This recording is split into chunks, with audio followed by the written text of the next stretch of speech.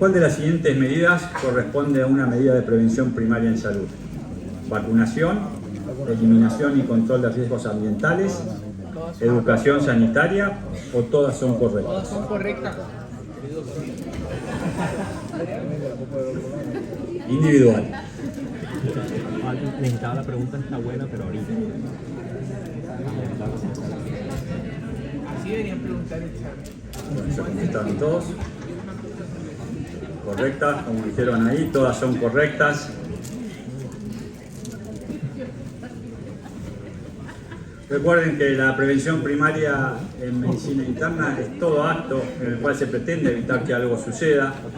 La Organización Mundial de la Salud define a la prevención como las medidas destinadas no solamente a prevenir la aparición de una enfermedad, tales como la reducción de factores de riesgo, sino también a detener su avance y atenuar sus consecuencias una vez establecidas. Recuerden que hay generalmente tres tipos, nosotros hablamos de intervenciones de prevención: prevención primaria, prevención secundaria y prevención terciaria. Y habría un cuarto tipo de prevención, que es la prevención en rehabilitación. Rehabilitación primaria, que es lo que les mencionamos en la pregunta, evita la adquisición de cualquier enfermedad, por eso interviene ahí la vacunación, la eliminación y el control de los riesgos ambientales y la educación sanitaria. La secundaria interviene una vez que ya ha habido un evento, un daño en órgano blanco. La terciaria fundamentalmente hace de referencia a todo lo que tiene que ver con la rehabilitación. ¿Cuál de las siguientes no corresponde entonces a una medida de prevención primaria? El saneamiento cloacal, la indicación de estatinas en el infarto agudo de miocardio, las vacunas o la indicación de ácido fólico a las mujeres embarazadas.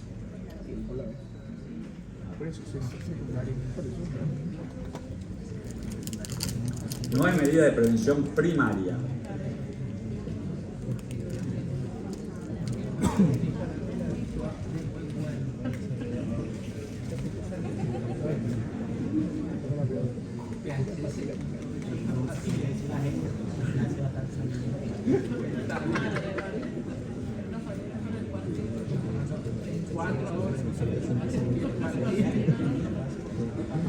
Bueno, el 88% contestó correctamente.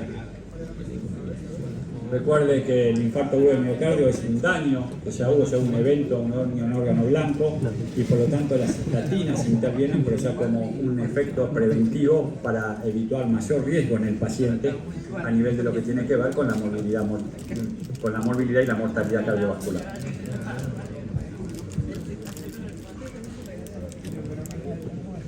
¿Qué busca el chequeo médico? Marque la respuesta correcta. Hacer una batería de estudios lo más completa posible para detectar cualquier anomalía, tener un contacto periódico con el médico, prevenir enfermedades detectando problemas de salud, factores de riesgo generando conductas en el paciente que mejoren su estado de salud, y todas son correctas.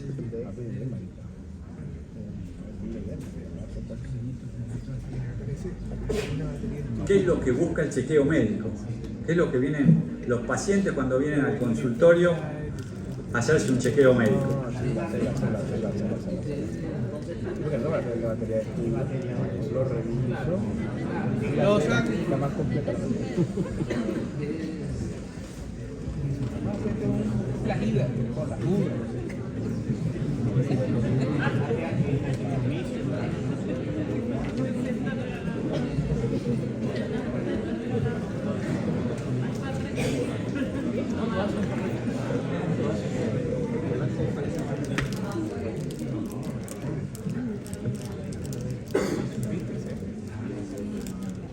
Bueno,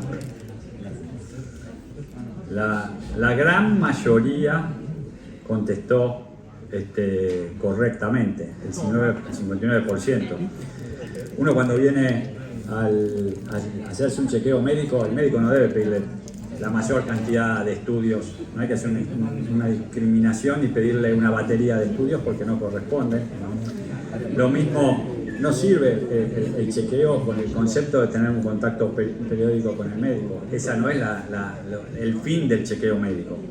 Por lo tanto, sí es prevenir enfermedades detectando problemas de salud, factores de riesgo, generando conductas en el paciente que obviamente van a mejorar el estado de salud. Recuerden que los controles periódicos de salud o chequeos son prácticas habituales en varios países para de alguna manera tratar de aumentar la expectativa de vida a través fundamentalmente de lo que son la prevención y la detección de las enfermedades. Es una causa frecuente de consulta, de por sí representa el 20% de las entrevistas médicas. El chequeo implica un concepto mucho más amplio que es ese examen periódico de salud en el cual uno va a tratar de hacer una revisión del estado de salud del paciente y tratar de determinar las conductas eventuales que uno puede realizar y hacer una entrevista donde el médico fundamentalmente debe buscar todas las acciones que deben ser para tratar de evitar el desarrollo de la enfermedad, para prevención y obviamente desde ya en lo que tiene que ver después con todo lo que es el control rutinario de salud. Por lo tanto, el chequeo médico busca prevenir enfermedades detectando problemas de salud, factores de riesgo, generando conductas en el paciente que van a mejorar su estado. Las Fuerzas de Tareas de Servicios Preventivos de los Estados Unidos establece como medida preventiva recomendada para la detección del cáncer colorectal. ¿Cuál es la respuesta correcta en cuanto a la medida preventiva en la detección del cáncer colorectal? Realizar un cribado a pacientes de la población general a partir de los 40 años con una sangre oculta en materia fecal anual o con una colonoscopía cada 10 años. Realizar el cribado a pacientes de la población general a partir de los 50 años con sangre oculta en materia fecal anual o con una colonoscopía cada 10 años. Realizar el cribado a pacientes de la población general a partir de los 60 años con sangre oculta en materia fecal anual o con una colonoscopía cada 10 años, o no se obtienen beneficios con el cribado.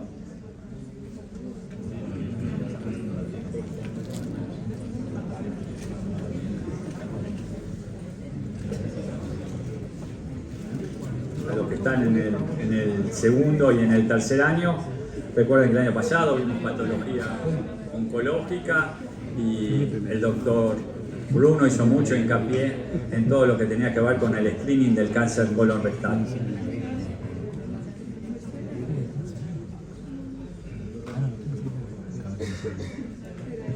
Bueno, la gran mayoría contestó correctamente. El cribado se debe hacer a pacientes de la población a partir de los 50 años y bueno, una de las medidas puede ser la sangre oculta en materia fecal anual o la colonoscopía. Recuerden que la prevalencia de los tumores varía un poquitito en el hombre con respecto a la mujer, siendo el cáncer de colon recto la segunda causa de mortalidad en el hombre y la tercera causa en la mujer,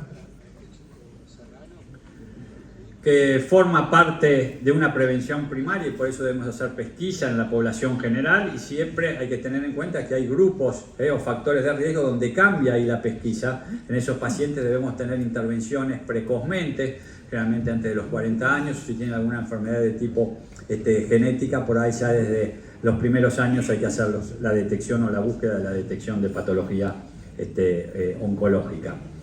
Recuerden que el concepto de por qué hacemos el control en alguien cada un periodo de 10 años, porque la progresión o el desarrollo del cáncer colónico tiene un desarrollo lento. Por eso generalmente cuando aparece un pólipo, el riesgo de que se vaya degenerando, tiene que pasar por lo menos 2 o 3 años para que ocurra algún tipo de cambio. Y el otro elemento a tener en cuenta es que cuando nosotros detectamos precozmente el carcinoma colorectal, en una fase generalmente temprana, las posibilidades de curación son superiores al 90%.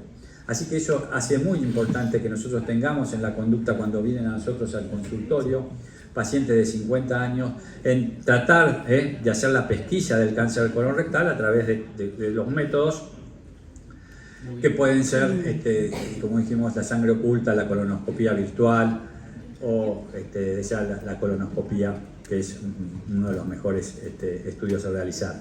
Y recuerden siempre que debemos hacer hincapié en la dieta, tratando de evitar carnes rojas y alimentación procesada, alimentos con grasas saturadas.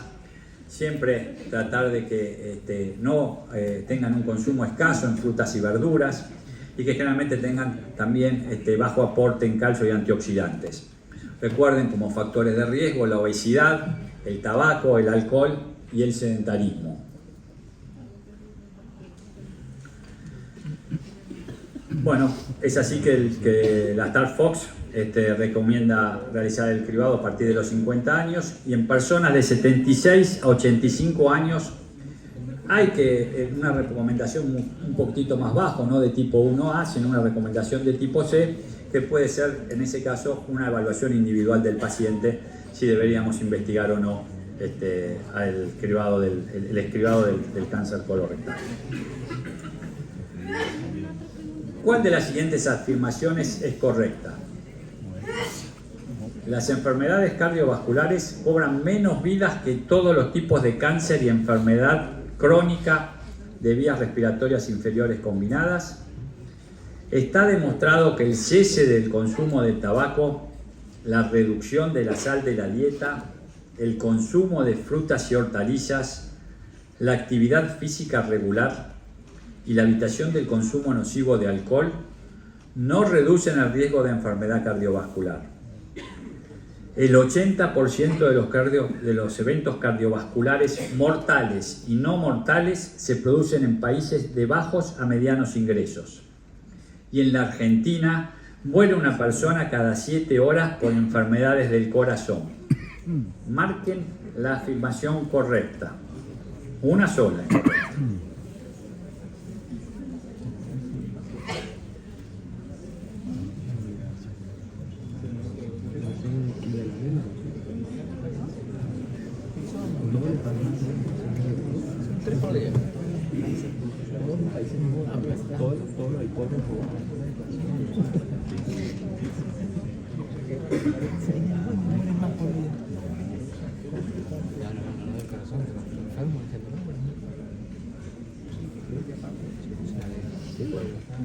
Bueno, la gran mayoría contestó correctamente. Los que pusieron que en la Argentina muere una persona cada 7 horas por enfermedades del corazón, se equivocaron ahí en las horas, es cada 7 minutos.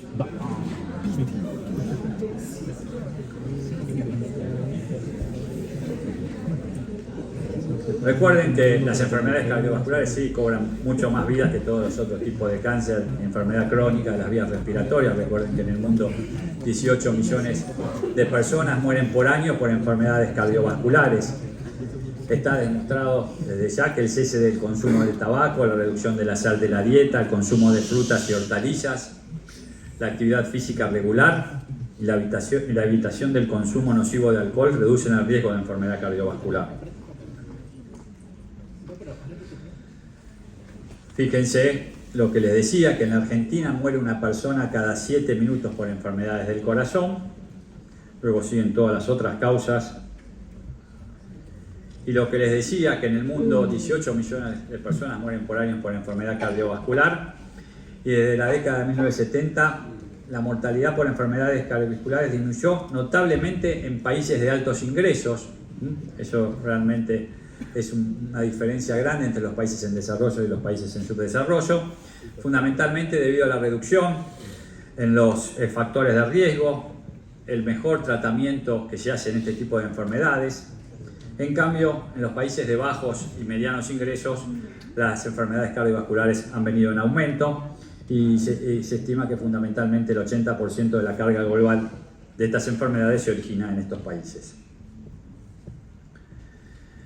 Para ello hubo un estudio, el estudio PUR, el estudio de Yusuf y colaboradores, donde trató de responder a este tipo de interrogantes y se vio que fundamentalmente en 150.000 adultos en 17 países de altos, medianos y bajos ingresos, se informó que los que tenían los países de medios y bajos ingresos, la cantidad de eventos cardiovasculares se desarrollaba en mucho mayor proporción.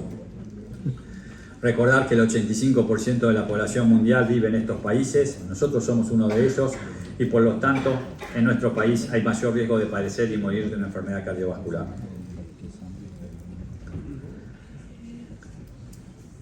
Después de que un paciente presenta un síndrome coronario agudo, ¿cuál de los siguientes fármacos está recomendado? Un infarto un síndrome coronario agudo. Puede ser un infarto, puede ser alguna angina, nitroprusiato de sodio, sildenafil, estatinas o fibratos. ¿Cuál de los fármacos está recomendado?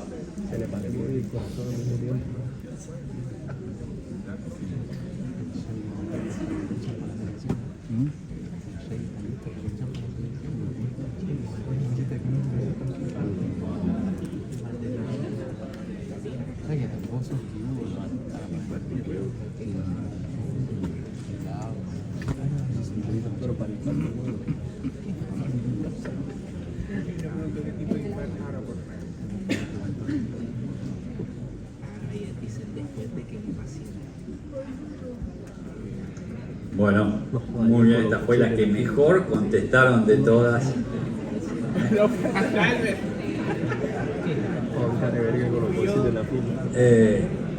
Bueno, esto es indudablemente que lo que decíamos antes en cuanto a las estatinas, es un fármaco que se utiliza con muy buen criterio en prevención secundaria, fundamentalmente porque interviene en uno de los elementos a que está fuertemente ligado todo el síndrome coronario, como son las alteraciones lipídicas y el consumo de tabaco.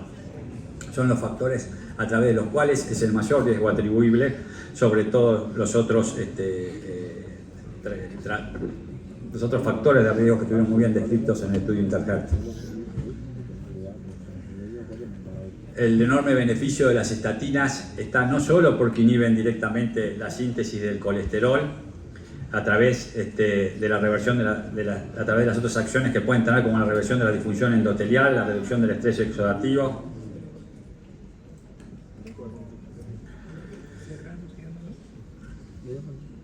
la inhibición de los mecanismos protrombóticos y la disminución de los mediadores inflamatorios. Es decir, que las estatinas actúan inhibiendo directamente, como dijimos, la síntesis del colesterol por inhibir a la 3-hidroxi-3-metilcoenzima CoA reductasa. De esa manera evitan directamente la síntesis de colesterol, pero también el mejor efecto que tienen, o el mayor efecto que tienen, son los llamados efectos pleiotrópicos. Es decir, todos los efectos que tienen que ver sobre la pared arterial, sobre el endotelio, porque tienen una acción antitrombótica, tienen una acción antiinflamatoria, disminuyen todo lo que tiene que ver o inhibir a la proteína ROA, que interviene en la contracción del músculo liso vascular, y también interviene en la reducción de endotelina, que es un potente agente vasoconstrictor.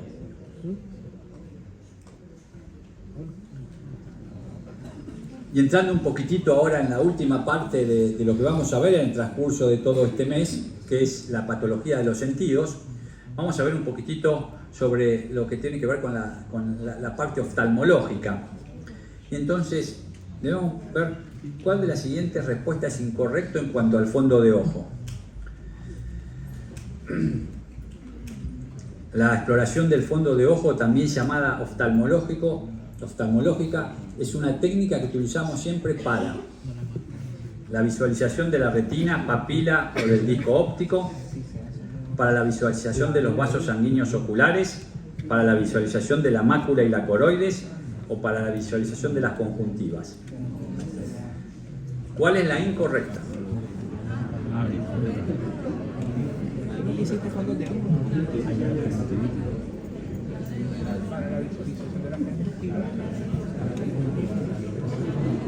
O sea, con doble de la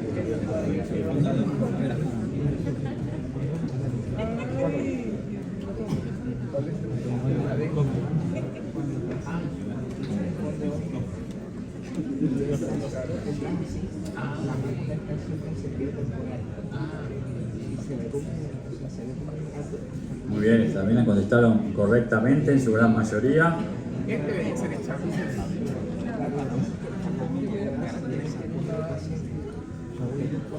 Para visualizar las conjuntivas no está indicado el fondo de ojo, no apreciamos nada a través del fondo de ojo. Fundamentalmente es una exploración que no deben hacer solo los médicos oftalmólogos, sino que debemos hacerlo nosotros, los médicos internistas. Es muy importante para nosotros a través del fondo de ojo vamos a ver todo lo que tiene que ver con la córnea, el humor acuoso, el cristalino, el humor bútrico y todo lo que tiene que ver con la vasculatura. Vamos a ver los vasos sanguíneos, vamos a ver la retina. Es un elemento clave a la hora de un paciente que sospechamos que puede tener un síndrome de hipertensión endocraniana y tenemos dudas si hacerle una punción lumbar, hacerle un fondo de ojo y ver la presencia de un edema de papila nos va a contraindicar, o si lo vamos a realizar debemos tomar todas las medidas de recaudo de hacerlo con una descompresión muy lenta, porque si no se nos puede enclavar el paciente y tener un desenlace fatal. Recuerden que con el fondo de ojo podemos diagnosticar enfermedades como degeneraciones maculares, desprendimientos de retinas, retinopatías diabéticas, hipertensivas, vasculitis. Es importante, siempre dijimos, buscar el edema de papila en los casos de sospecha de hipertensión endocraniana, buscar retinopatías pigmentarias, muchas veces en controles de enfermedades que requieren algunos medicamentos que pueden generar como efecto adverso la retinopatía pigmentaria. Investigar siempre sobre las características de ese nervio óptico, donde a veces podemos apreciar la presencia de una atrofia, y por último muchas veces un melanoma ocular podemos hacer a través del hallazgo de un fondo de ojo.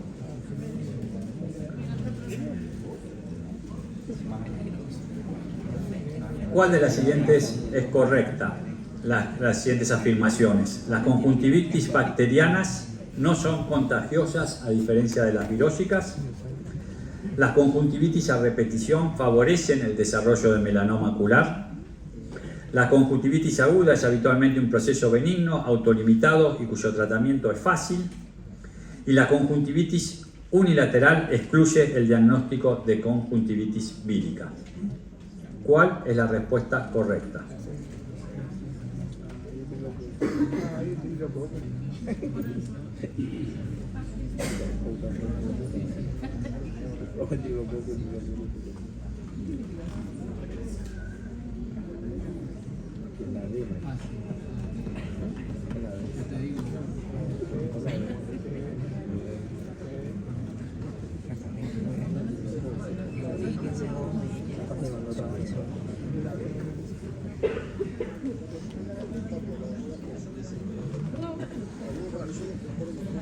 Bueno, muy bien, la gran mayoría contestó correctamente. La conjuntivitis aguda es habitualmente un proceso benigno, autolimitado y cuyo tratamiento es fácil.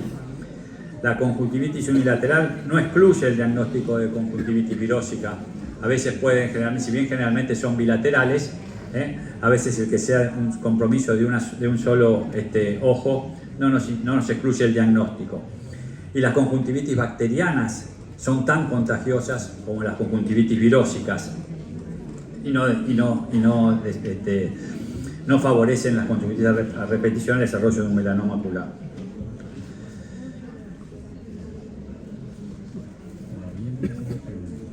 Bueno, recordemos este concepto para llevarnos. La conjuntivitis aguda entonces es habitualmente un proceso benigno, autolimitado y cuyo tratamiento es fácil. Recuerden que dentro de las afecciones bacterianas, la infección con conjuntivitis por Staphylococcus aureus es una de las más frecuentes en los adultos. Las otras son más frecuentes en los niños. Generalmente la conjuntivitis bacteriana hiperaguda la podemos ver en el caso de la Neisseria, fundamentalmente la Neisseria gonorrhoeae. Y las víricas generalmente son causadas por adenovirus y muchos serotipos pueden estar implicados. Recuerden que la bacteriana generalmente afecta a un solo ojo, pero puede ser bilateral, es muy contagiosa. Por eso lo remarqué en la pregunta para que se lleven el concepto de que sí, es muy contagiosa, no que no es muy contagiosa. Y generalmente va acompañada de una secreción purulenta que frecuentemente lo vemos en los ángulos de los ojos. Las conjuntivitis virósicas muchas veces pueden ser el prodromo de un cuadro viral. Generalmente pueden aparecer adenopatía, fiebre, faringitis, una infección respiratoria, o a veces la presencia de un ojo rojo puede ser la única manifestación. El segundo ojo generalmente se afecta 24 o 48 horas después del primero, aunque lo que dijimos, la conjuntivitis unilateral no excluye el diagnóstico. Es muy contagiosa y generalmente hay una secreción más acuosa o mucosa habitualmente. Bueno, generalmente hay que hacer diferencias entre los diferentes tipos de conjuntivitis. Lo iremos viendo en el transcurso que nos va a dar en la última parte del módulo la doctora Teresa De Luca.